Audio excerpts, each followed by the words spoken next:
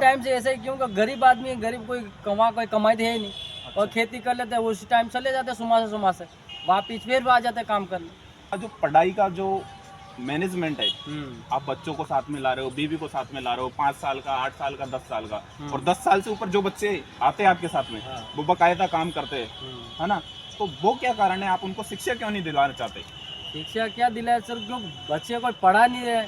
और स्कूल लगाते तो वो मास्टर भी 8 दिन में कम से कम 4 दिन स्कूल लगती, 4 दिन बच्चे यूं ही घूमते रहते। और मैडम शीटर वो सब आराम से बैठे रहते हैं, बच्चे उनकी मर्जी से जहीं मरे जहीं दौड़ते फिरते। ये सरकारी स्कूल के हालात है। हाँ, सरकारी स्कूल के। आज हमारे पास में मध्य प्रदेश के 2 बंदे हैं जो राजस्थान में काम कर रहे हैं। इनकी ज़्यादातर अधिकतर लोग ये आदिवासी क्षेत्र से आते हैं, और ये बड़े बड़े कॉन्ट्रैक्टर होते हैं, जो लिमिटेड कंपनी में इनका जो ठेका रहता है, ये उनको लाते हैं। तो ये एक तो पहली बात तो ये कम मजदूरी लेते हैं ये लोग, और ये पूरा परिवार साथ में लाते हैं। तो इनसे पूछते हैं कि क्या आदिवासी क्षेत्र में इतना रिजर्वेशन होने के बावजूद भी आप अपने बच्चों को क्यों नहीं पढ़ाते, आप अपने बच्चों को साथ में क्यों लाते? और एक पूरी फैमिली आती है, तो इनसे पूछते हैं, भैया आप आदिवासी क्षेत्र से आते हो, मध्य प्रदेश से अधिकतर लोग राजस्थान में पलायन करते, राजस्थान में नहीं, कई राज्यों में आए। हाँ, कई राज्य, गुजरात में भी बहुत जा रहे हैं। गुजरात में बहुत जा रहे हैं।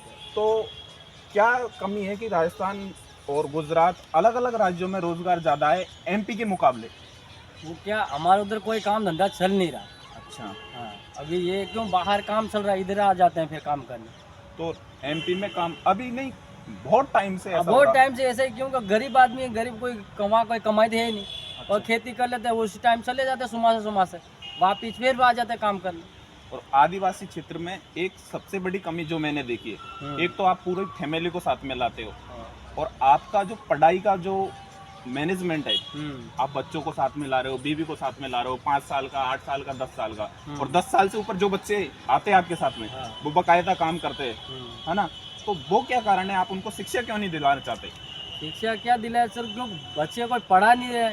और स्कूल लगाते तो वो मास्टर भी 8 दिन में कम से कम 4 दिन स्कूल लगती, 4 दिन बच्चे यूं ही घूमते रहते। और मैडम शीटर वो सब आराम से बैठे रहते हैं, बच्चे उनकी मर्जी से जहीं मरे जहीं दौड़ते फिरते। ये सरकारी स्कूल के हालात है। हाँ, सरकारी स्कूल के। तो बता रहा है ये कि सरकारी विद्यालय में 7 दिन का स्कूल चलता है, जिसमें 1 दिन संडे की छुट्टी रहती है। तो उसमें 4 दिन स्कूल चलाते हैं, वो 4 दिन पढ़ाने आते हैं, और बाकी पढ़ाने तो आते नहीं है, वो बैठ के और चले जाते हैं। तो इस कारण से आप अपने बच्चों को नहीं पढ़ा पा रहे? नहीं पढ़ा पा रहे, ये कारण है। ये कारण। अच्छा, तो आप सरकारी, आपकी आय और इनकम कम होने के कारण आप सरकारी स्कूल में दाखिला दिलाते हैं बच्चों को। तो अब जो काम का आपका काम है, तो उसमें सैलरी वैलरी क्या आपको टाइम पे मिलती है, नहीं मिलती है? कितना काम करना पड़ता है अपने एमपी के मुकाबले बाहर के स्टेटों में?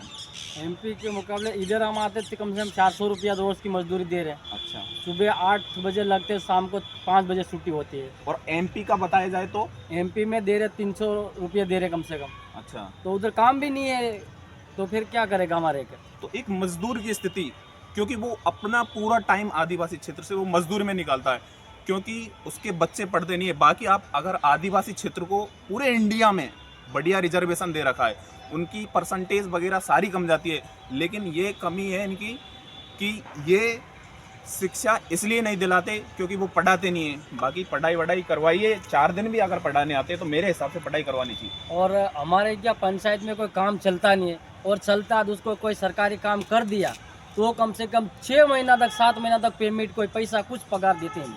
अच्छा, ये भी परेशानी है कि पैसा टाइम पे नहीं मिलता, ये नहीं तो मिलता ही नहीं अरे है। 12-12 महीना हो गया, हमने कितना डीम में काम किया, कोई तालाब में काम किया सरकारी काम, तो आज तक पैसा नहीं दिया। 12 महीना, कोई 1.5 2 साल हो गया। जो हमारा मोड़ी वाला आमलीपाड़ा पंचायत में हमारा सरपंच था, उन्हें कोई कम से कम 10 साल जीता हुआ रहा, तो भी आज तक उसने कुछ काम नहीं करवाया। सही कह रहा है, गलत तो कह रहा ये है, सरकार कितनी भी योजना चलाए, कितने भी काम चलाए, चाहे वो रोजगार गारंटी योजना, 125 दिन का काम, लेकिन जो गरीब लोग है ना उसको फायदा मिल पाता है, ना रोजगार मिल पाता है। और क्या क्या परेशानी है आपके एमपी में?